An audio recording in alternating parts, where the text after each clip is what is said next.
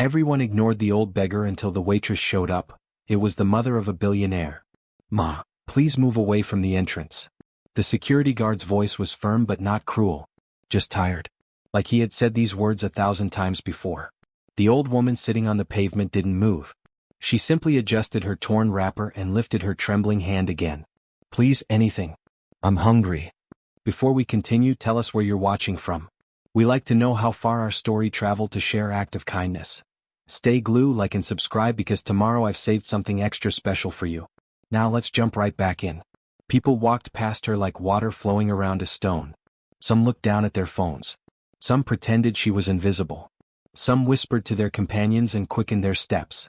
This was the Grand Palace Hotel in Victoria Island, Lagos, where the rich came to eat meals that cost more than most people earned in a month, where cars that gleamed like mirrors lined the parking lot, where poverty was not supposed to exist, at least not at the front door. But there she sat, every single day for 3 months now. Her name was Chioma, though no one had asked. Her hair was gray and matted.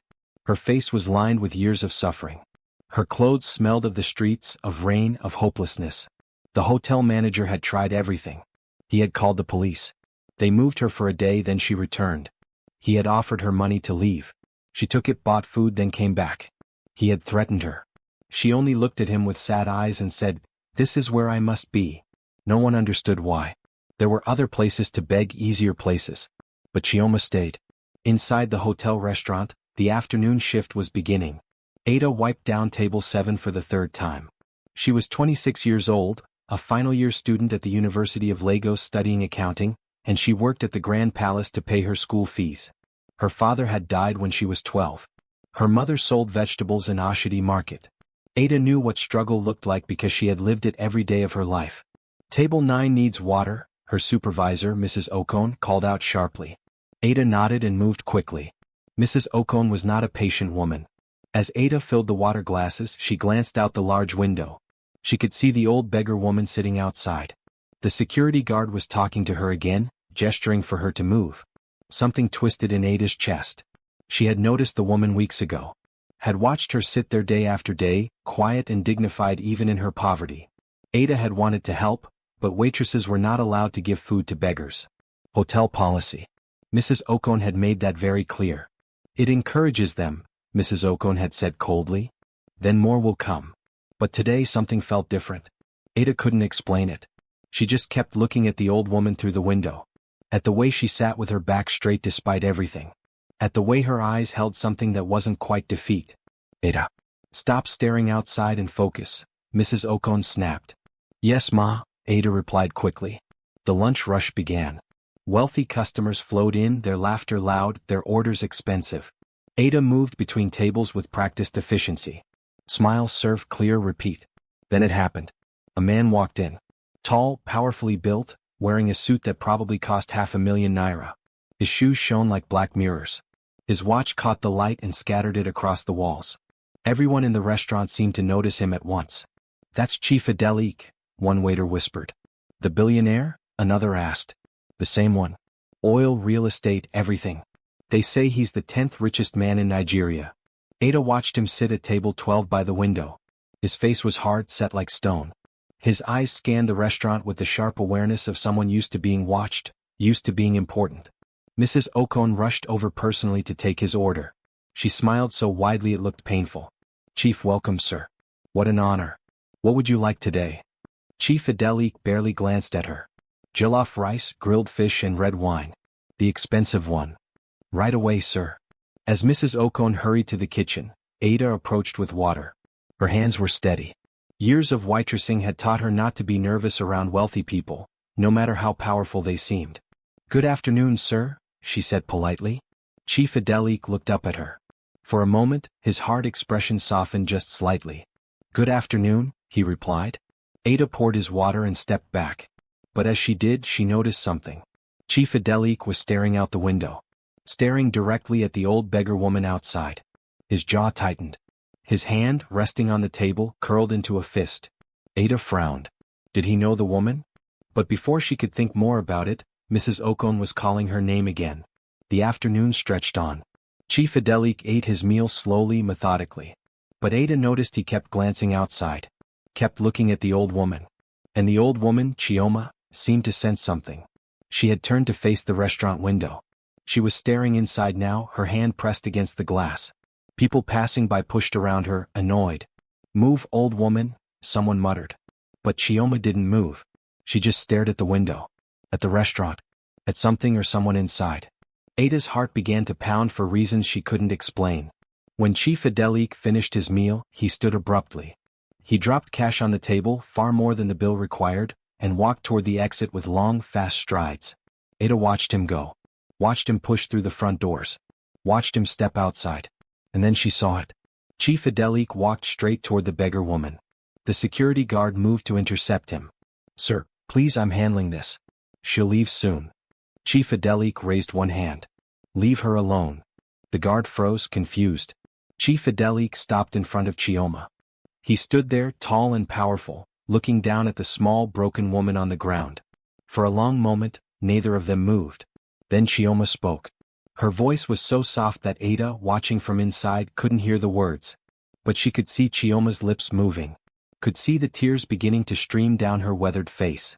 Chief Adelik's entire body went rigid. His face, so hard before, began to crack. His eyes widened. His mouth opened slightly, like he wanted to speak but couldn't find the words. Then, slowly, impossibly, this powerful billionaire, this man who commanded respect from presidents and governors, sank to his knees on the dirty pavement. Right there on the street. In his expensive suit. In front of everyone. Gasps rippled through the people nearby. The security guard's mouth fell open. Inside the restaurant, every head turned to the window. "What is happening?" someone whispered. Chief Adelik reached out with shaking hands and touched Chioma's face. Gently, like she might shatter. "Mama," he said. The word carried through the glass, through the shocked silence. "Mama, is it really you?" Chioma sobbed. Her whole body shook as she reached for him. "My son," she cried. "My son, you came." And then Chief Adelik pulled her into his arms. This beggar, this woman everyone had ignored and pushed aside and treated like garbage. He held her like she was made of gold. He wept openly.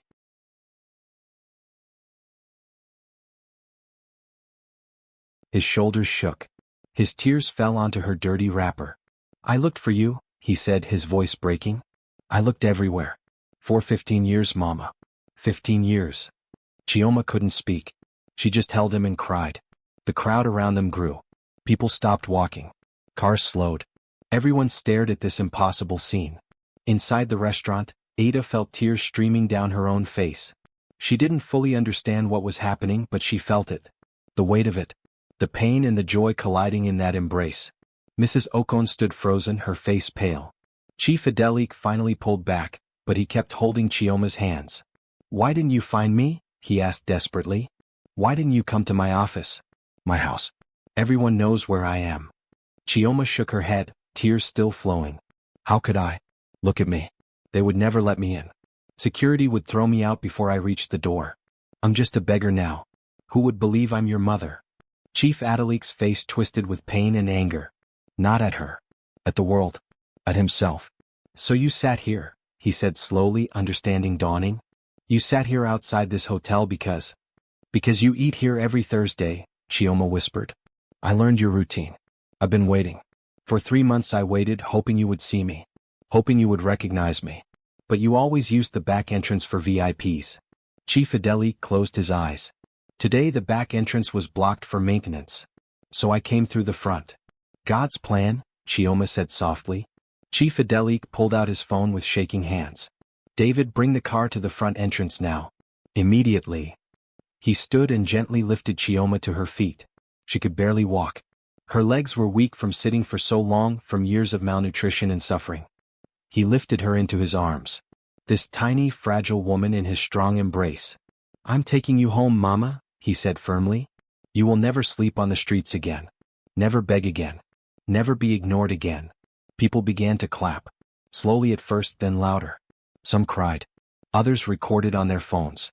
The story was already going viral. Billionaire finds missing mother begging outside hotel. A black Mercedes pulled up, sleek and expensive. The driver rushed out, his eyes wide with shock when he saw who Chief Adelik was carrying.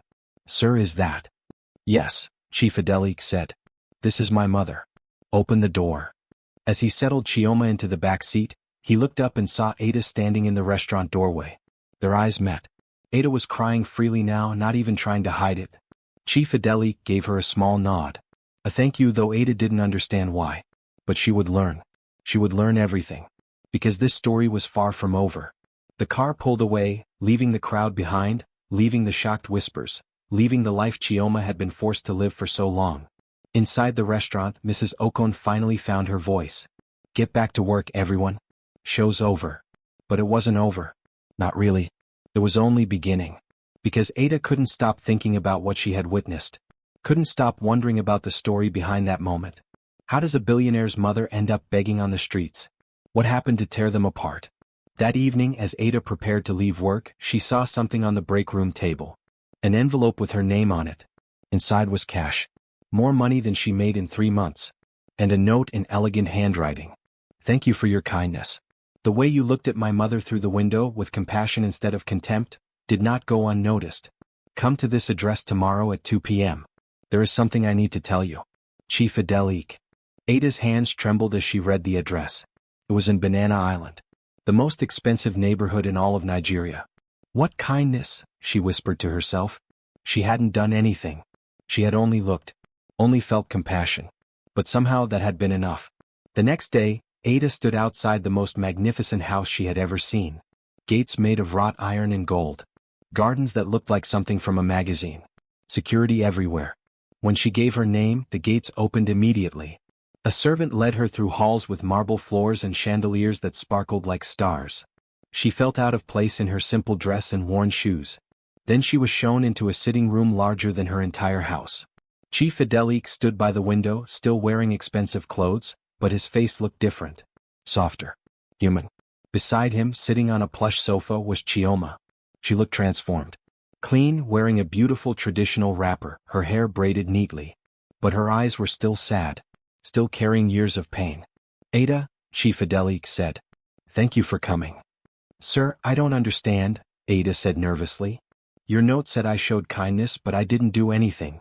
You saw her, Chief Adelik said simply. For 3 months, hundreds of people walked past my mother every day. Rich people.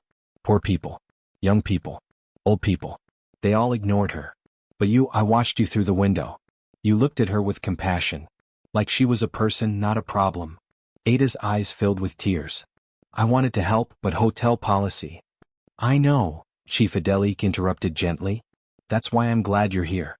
I need someone who sees people, really sees them. And I need to tell you a story.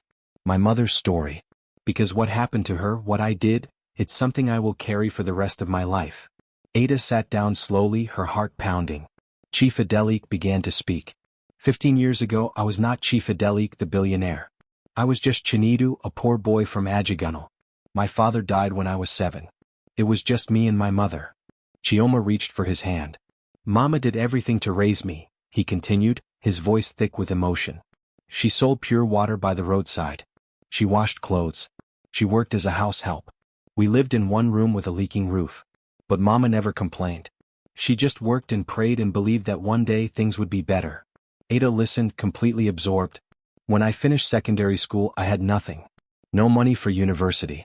No connections. Just anger at how unfair life was. Chief Adelik paused, his jaw tightening.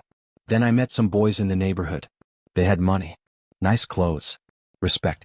They told me they could help me. Make me rich quick. Ada's stomach dropped. She knew where this was going. They were into fraud.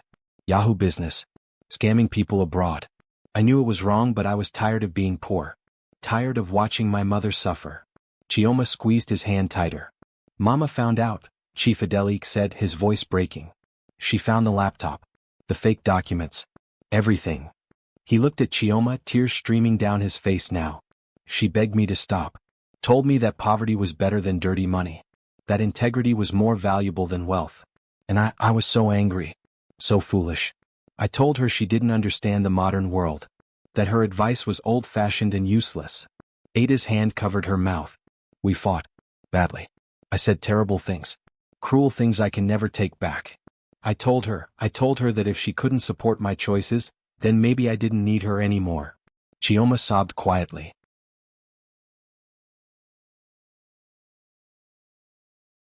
I left that night, Chief Adeli continued, his voice barely above a whisper. I took my things and walked out. Mama called after me begging me to come back. But I didn't look back. Not once. The room was silent except for the sound of crying. I told myself I would come back when I was successful. When I could prove to her that my way was right. The fraud money came quickly. I expanded into legitimate businesses, oil, real estate, importing. I cleaned the money. Made it legal. Became respectable. He stood up and walked to the window, unable to face them. 5 years later I was rich. Successful. I had everything except the courage to face my mother and apologize. So I kept putting it off. Next month I told myself. Next year. When I'm even more successful.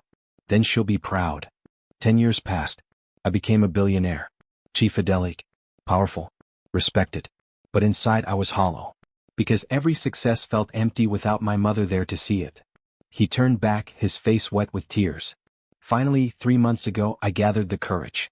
I went back to Ajagunal, to our old room. But the landlord told me Mama had left years ago. No one knew where she went. I hired investigators. I searched everywhere. Homeless shelters, churches, hospitals. I never found her because I never thought to look at my own feet, he said bitterly. She was right there.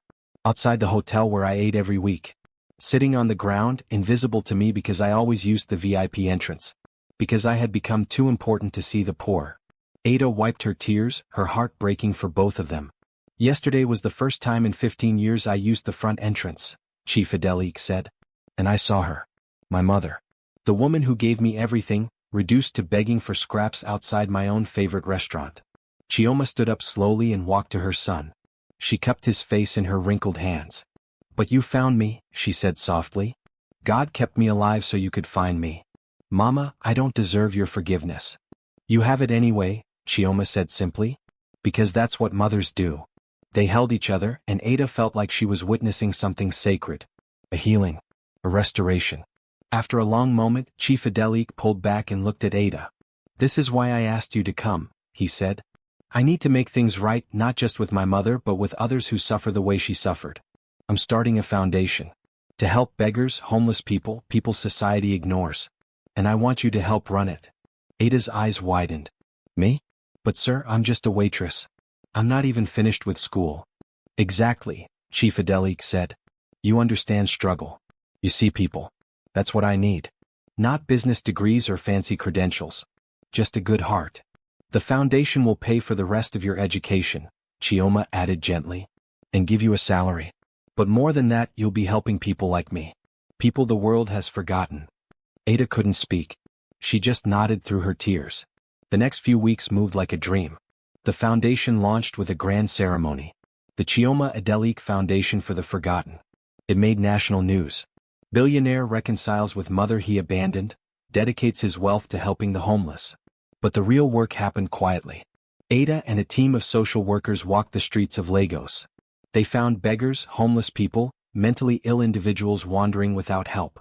They brought them to shelters the foundation had built. Fed them. Clothed them. Gave them medical care. Many had stories like Chioma's. Lost connections. Broken families. Circumstances beyond their control.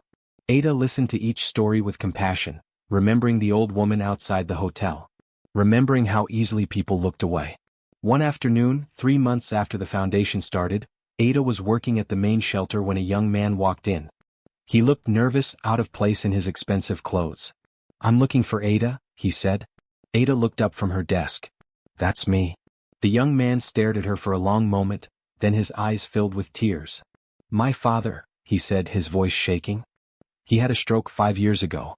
Lost his memory. Wandered away from the hospital. We've been searching everywhere. Then I saw a news report about this foundation, about how you find lost people. Ada's heart began to race. What's your father's name? Emmanuel Okafor. He would be 67 now. He used to be a teacher. Ada's hands trembled as she opened the database. They had helped hundreds of people. She scrolled through names, dates, descriptions. Then she stopped. There's a man, she said slowly. We found him living under the 3rd mainland bridge 6 weeks ago. He couldn't remember his name. But he kept talking about students, about teaching mathematics. The young man's face went pale. Where is he? 20 minutes later, Ada led him to the recovery ward. An old man sat by the window, clean and fed but with distant eyes. "Papa?" the young man whispered. The old man turned slowly. For a moment, nothing. Then recognition flickered. Then blazed. "Chitty?" he said, his voice uncertain. "My son Chitty? Papa." They ran to each other, colliding in an embrace that shook the room. Ada stepped back, tears streaming down her face once again. She was beginning to understand. This was why Chief Adelik had given her this job. Not just to help people but to witness these moments. To see that redemption was possible. That lost things could be found. That evening, Ada returned to Chief Adelik's house for their weekly meeting. Chioma now lived there permanently, in the grandest room with her own servants. But she still dressed simply. Still cooked occasionally. Still remembered where she came from. "Another reunion today," Ada reported, smiling through happy tears. Chief Adelik nodded, satisfaction on his face. "Good. That's good." Chioma set down her tea. "How many now total?" 47, Ada said. 47 people reunited with their families because of this foundation. Chioma's eyes glistened. 47 miracles. They sat in comfortable silence for a moment. Then Ada spoke. "Chief, can I ask you something?" "Of course." "That day outside the hotel you said you noticed me looking at your mother with compassion. But you were inside eating. How did you see me?" Chief Adelik smiled slightly. "I saw your reflection in the window. You kept glancing outside at Mama. I saw the way your face looked, like it hurt you to see her there. Most people looked annoyed or disgusted. But you looked sad. Like you wished you could help." "I wanted to," Ada said softly. "But Mrs. Ocone said it was against hotel policy." "I know. That's why the next day I bought the hotel." Ada's mouth fell open. "You what?" "I bought the Grand Palace Hotel," Chief Adelik said calmly. "And I fired Mrs. Ocone. That policy will never prevent compassion again." "But that's not the best part," Chioma added with a small smile. "Tell her the rest." Chief Adelik looked at Ada. "The hotel now donates 30% of its profits to the foundation. And every week we bring homeless people in to eat for free in the restaurant. The same restaurant where they used to be chased away." Ada couldn't speak. The magnitude of it, the beautiful irony, overwhelmed her. "Change doesn't come from looking away," Chief Adelik said quietly. "It comes from looking directly at suffering and deciding to do something about it. You taught me that, Ada. You and my mother." 6 months after the foundation started, Ada graduated from university. Chief Adelik and Chioma attended her ceremony, sitting in the front row, cheering louder than anyone else. Ada wore her cap and gown with pride. But she was even more proud of the work she did every day. That evening, there was a celebration at the foundation's main building. All the people they had helped were invited. The room was full of laughter, music, and joy. A photographer from a national newspaper was there, capturing the event. "Can I get a photo?" he asked Ada. "You're famous now. The compassionate waitress. That's what people call you." Ada laughed and shook her head. But she posed for the photo anyway, flanked by Chief Adelik and Chioma. As the flash went off, Ada realized something profound. She had spent her whole life struggling, working, just trying to survive. She never imagined she would end up here, running a foundation, changing lives, standing beside a billionaire and his mother. But it all started with one simple thing. She had seen someone. Really seen them. When everyone else looked away, Ada had looked at Chioma with compassion. And that one moment of human connection had sparked everything else. Chief Adelik seemed to read her thoughts. He leaned over and whispered, "Never underestimate the power of seeing people, Ada. It saved my mother's life. And it saved mine too." 2 years later, the foundation had grown beyond anyone's expectations. They now operated in 12 Nigerian cities with plans to expand across Africa. Ada was no longer just a helper. She was the director of operations, managing a staff of 200 people. But she never forgot where she came from. Every week, she still walked the streets herself, looking for forgotten people. Looking for the next Chioma. One Thursday afternoon, Ada was conducting street outreach in Mushin when she saw a young girl, maybe 7 years old, begging at a traffic light. The girl's clothes were ragged. Her hair was unkempt. But her eyes held something that reminded Ada of Chioma. Dignity in the midst of degradation. Ada approached carefully. "Hello, sweetheart. What's your name?" The girl looked up, startled. "Blessing, Ma. That's a beautiful name. Are you hungry, Blessing?" The girl nodded quickly. Ada smiled. "Come with me. Let's get you something to eat." As they walked, Ada called Chief Adelik. "I found another one," she said simply. Bring her home, he replied immediately. Because that's what the foundation building had become. Home. For hundreds of people who had nowhere else to go. Blessing ended up staying at the foundation's children's shelter. She enrolled in school. She ate 3 meals a day. She slept in a real bed. And 6 months later, through the foundation's family tracing program, they found her aunt. Blessing's parents had died in a car accident 2 years earlier, and the aunt had been searching desperately ever since. The reunion was beautiful and heartbreaking and hopeful all at once.